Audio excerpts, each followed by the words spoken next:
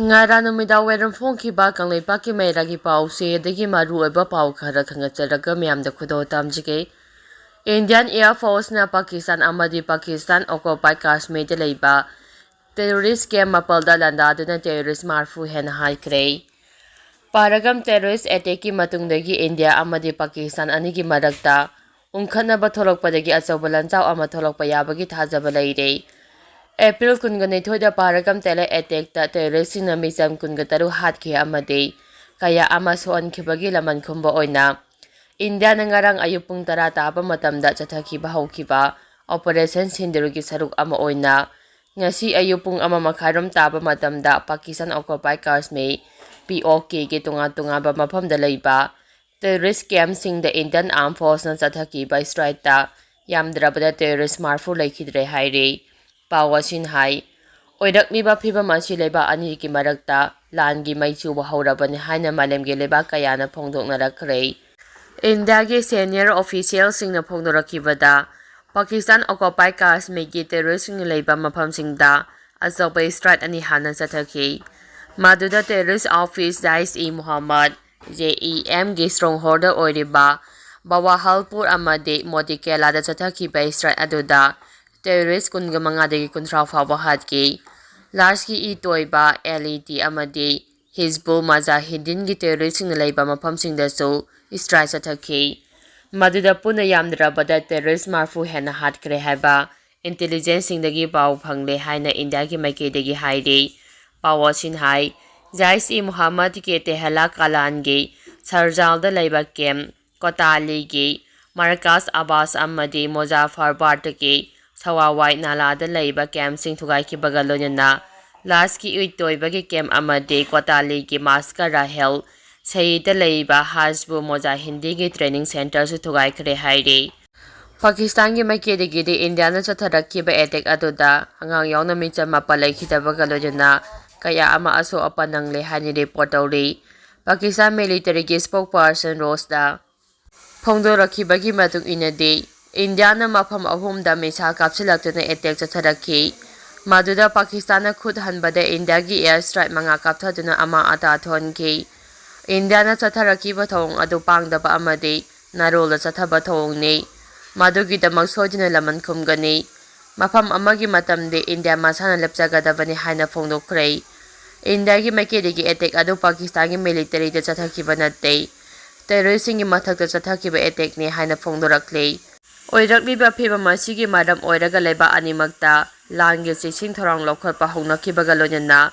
India amadi Pakistan gi airspace sing thingjina khare haide Pakistan gi defense minister Khawaja Assis na phongdokibada Pakistan gi prime minister na India na lan lautholaklanina lan adu loisinaba yathang pire loinuna mathok taba Pakistan gi leijariba michal sing amade atomic bomb sing sijinaru haina su ayaba pire madu thabak to onthoknaba thorang loire hana su phongdorakle amaramda Lahore ki Jaish-e Muhammad ki chief Maulana Sum masu ashar da phongdokibada ngasi ayu India na Pakistan occupied Kashmir ki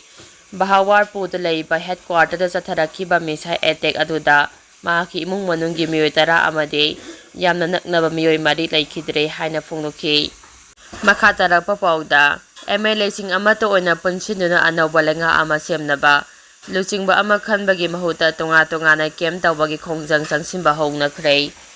numi homnegi khongchata Manipur da laklamba BJP ki Northeast Incharge Sami Patra na Manipur da leiringai matamda Manipur ki tampaki MLA sing amadi kukijogi MLA sing kaya amadi CSO singi mihu singi unaduna wari sanaraba matungda ngarang Delhi da hankiba matungda Manipur da anawba lenga ama semnabagi damal luchingba khanabagi kem tawba hongnare hairi paukche asina phangba paugi source amagi matung inade Sami Patra na ngarang Imphal dagi Delhi pai kharaba matung tha asi kunga mapada baraki prime minister amadi Union Home Minister da anawba lenga ama semnaba khoyak pisingkiba BJP amadi makhoiga chaminariba political party singi apunba MLA kunga mathoigi mifam ama pangthokhibaga lojana kem tawba hokhibani haire amaramda hanagi chief minister Mbere Bosogapa MLA singsu Sami Patra na Delhi pangkharaba matung luang sangbam da leiba XCMN Berengi mayumda puna wata na kibaga lonyana इम्फालगी मफम अमदा केम तौबा हौरे हाइरे लोनिना केम अदुदा सरुक यारिबा BJP की MLA खरा अदुना XCMN बिरेमबु अमु हन लुसिंगबु ओइना खंदुना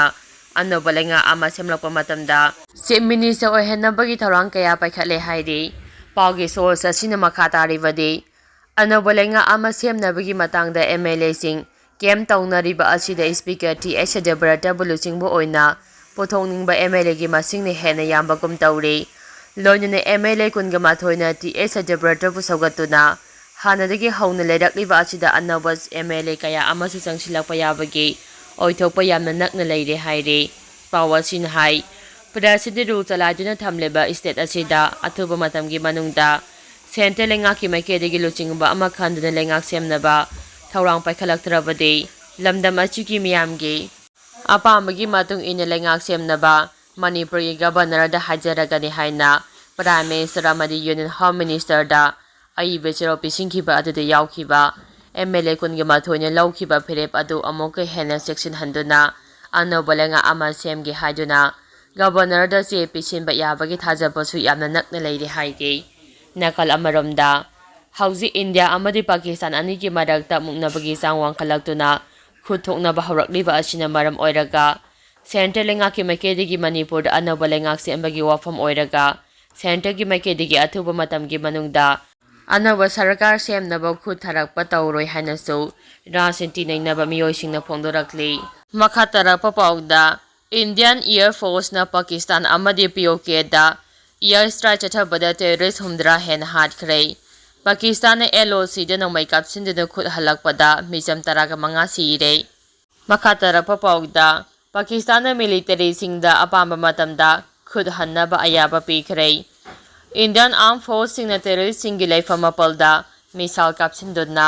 लांदारखरबा मतुंगदा पाकिस्तान के national security council की मिफमना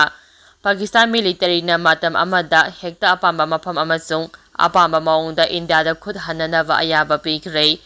Pakistan prime minister Shehbaz Sharif ना preside तौदुना cabinet minister सिंह चीफ मिनिस्टर सिंह तोंगान तोंगांबा सर्विस सिंगी चीफ सिंह अमसुंग सीनियर ऑफिसर सिंह यावना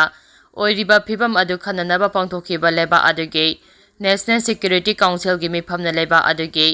आर्म फोर्सेस सिंह दा अपाम्बा मतमदा मफमदा अमसुंग मौंगदा खुद हन्ननबा अयाबा पीखिबने